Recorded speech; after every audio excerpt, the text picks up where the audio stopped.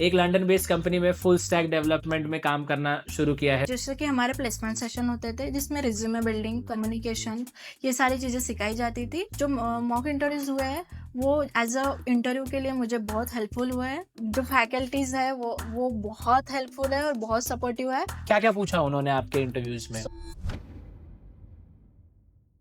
Hi everyone and welcome to another student testimony at Fireblaze. आज हमारे साथ वेदांती है। वेदांती का हाल ही में एक लंदन बेस्ड कंपनी में फुल स्टैक डेवलपमेंट में काम करना शुरू किया है वेदांती ने। सो जानते हैं वेदांती के बारे में मोर।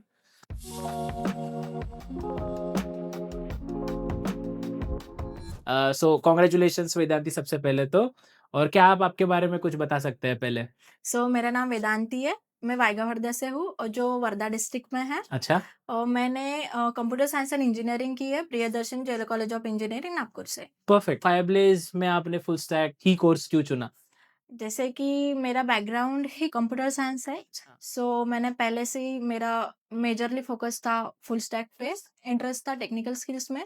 जब मेरा ग्रेजुएशन कंप्लीट हुआ तो मैं एज अ और स्किल मेरे जो टेक्निकल स्किल्स है वो अपस्किल्स करने की सोच रही थी और काफ़ी अच्छा जॉब सर्च कर रही थी। देन मुझे फायरप्लेस के बारे में पता चला। देन उसके बाद मैंने फायरप्लेस में एनरोल किया। चलो बढ़िया। तो आपने फुल स्टैक के कोर्स में क्या-क्या सीखा? जैसे कि फुल स्टैक में मैंने एज़ अ मन स्टैक सीखा है, उसमें मैंने फ्रंट एंड, बैक एंड और डेटाबेस सीखा है। और apart from these things I have learn about a, designing tools also. अच्छा। और डिप्लॉयमेंट वगैरह के बारे में भी कुछ सिखाए थे? अच्छा, ठीक है।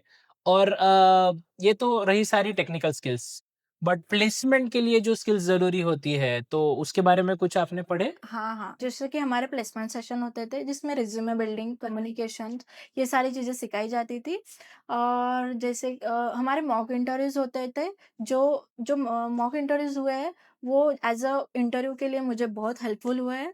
और काफ़ी सारी चीज़ें और थी जैसे कि पब्लिक स्पीकिंग वगैरह, वो उसमें भी मुझे बहुत हेल्प मिली है फायरलेस। फैकल्टी और बाकी एनवायरनमेंट सपोर्टिव था? या जो फैकल्टीज़ है वो बहुत हेल्पफुल है और बहुत सपोर्टिव है। और जहाँ जो फायरलेस का एनवायरनमेंट है वो भी बहुत फ्रेंडली है। चलो वंडरफुल। और जो अभी आप एडवेंटेक्स नाम की कंपनी में काम करने वाले हो, वहाँ पे आपका ये जो अपॉर्च्युनिटी था, ये क्या आपका पहला इंटरव्यू था? हुँ। और क्या-क्या पूछा उन्होंने आपके इंटरव्यूज़ में? जैसे कि ये मेरा दूसरा इंटरव्यू था जो फायरलेस की तरफ से हुआ था। इंटरव्यू में उन्होंने एज़ मेरे 2 राउंड्स हुए। वो पहला था टेलीफ़ोनिक इंटरव्यू और दूसरा था मेरा टेक्निकल इंटरव्यू।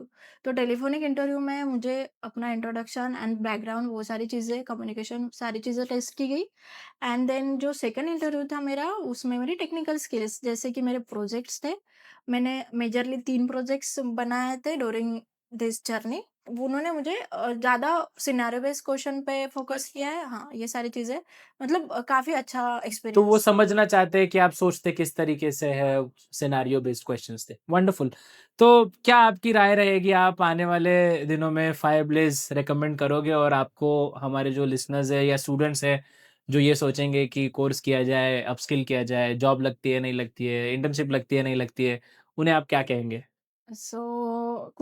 कुछ दिन पहले मैं भी यही सोच रही थी, लेकिन जब से मैंने फायरप्लेस जॉइन किया है, मेरी जो टेक्निकल स्किल्स है वो काफ़ी इम्प्रूव हुई है और मेरी कम्युनिकेशन स्किल भी बहुत इम्प्रूव हुई है।